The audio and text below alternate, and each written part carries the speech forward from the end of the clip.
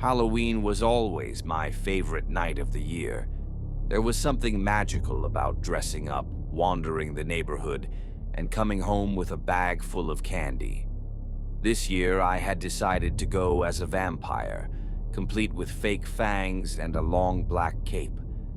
The night was chilly, but the excitement of Halloween kept me warm as I roamed the streets with my friends. We laughed, ran from house to house, and traded candy as we went. But when I finally got home, something felt off. My parents were out at a Halloween party, so I had the house to myself. After tossing my candy bag on the kitchen table, I grabbed a soda and settled on the couch to watch a horror movie. I was all set for a relaxing night, just me and some classic scares on the screen. But then I heard something strange. At first, it was just a faint rustling, almost too quiet to notice. I paused the movie thinking it might have been the wind. But then I heard it again, this time a bit louder. It was coming from the backyard. My heart skipped a beat as I stood up, trying to listen more closely. The wind. An animal.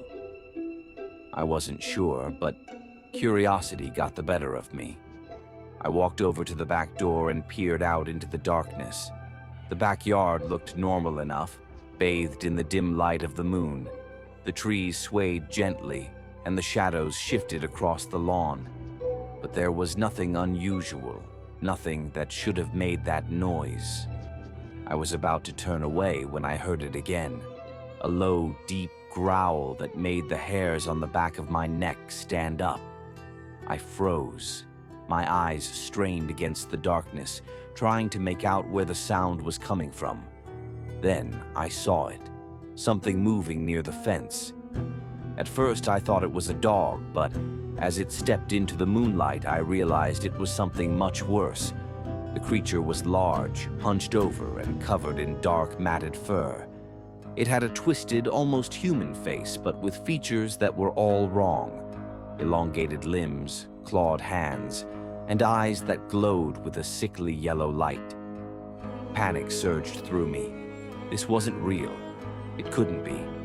I had heard stories about skinwalkers, creatures from Navajo legend that could shapeshift and take on the form of animals, but I had never believed them.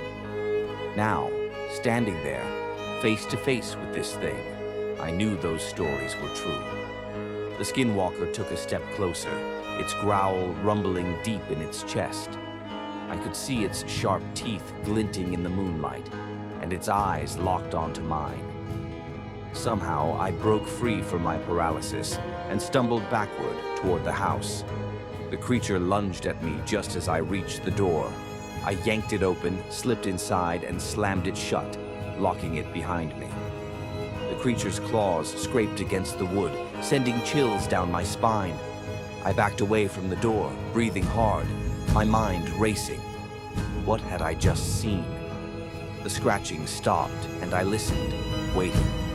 After what felt like hours, I heard footsteps retreating, fading into the night.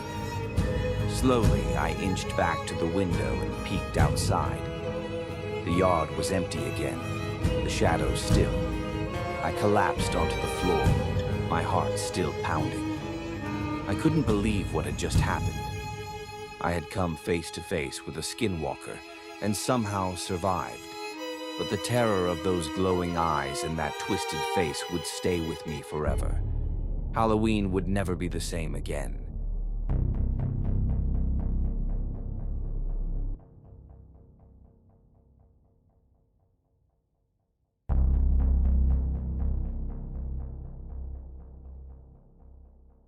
I've been camping alone for years, and I've always loved it.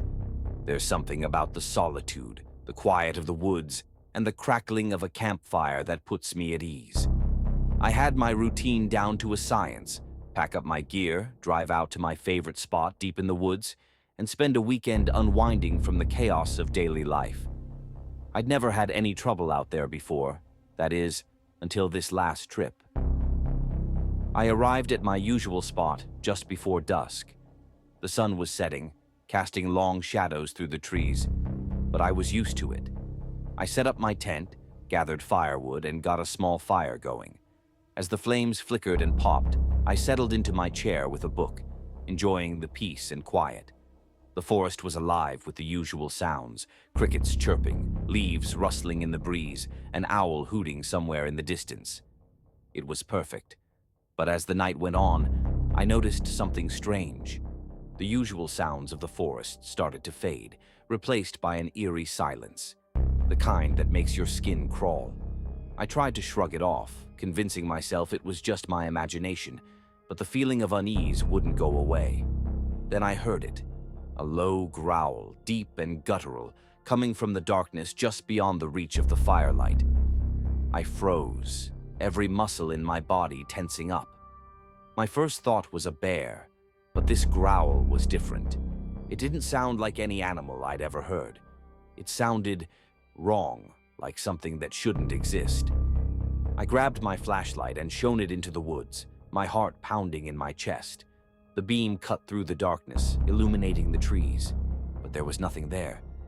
I kept scanning the area, hoping to catch a glimpse of whatever had made that sound, but all I saw were shadows. I was about to sit back down when I heard the growl again, this time closer. My blood ran cold. I swung the flashlight around, and that's when I saw it. A pair of eyes, reflecting the light, staring at me from the darkness. They were too high off the ground to belong to a normal animal, and the way they glowed sent a jolt of fear through me. I didn't wait to find out what it was. I grabbed my stuff and doused the fire as quickly as I could, trying not to panic. But as I started to pack up, I heard something moving through the trees, getting closer. The growling grew louder, more menacing. My heart was racing now. I knew I had to get out of there, fast. I threw my gear into my pack and started running toward my truck, my flashlight beam bouncing wildly in the dark. The thing in the woods started to follow, its footsteps heavy and fast. I could hear it crashing through the underbrush, snarling as it closed the distance between us. I ran faster than I ever had in my life, adrenaline pumping through my veins. I reached the truck, fumbling with the keys, and finally got the door open. I jumped inside, slammed the door shut, and locked it just as the creature reached the edge of the clearing. It stopped, its glowing eyes fixed on me, but it didn't come any closer. I could see its silhouette now, tall, hunched over, with long, muscular limbs. It wasn't human, but it wasn't fully animal either. It looked like something out of a nightmare. I started the truck, the engine roaring to life, and floored it. As I sped away, I looked in the rearview mirror and saw the creature watching me, its eyes glowing in the darkness until they were out of sight. I didn't stop driving until I was miles away from those woods.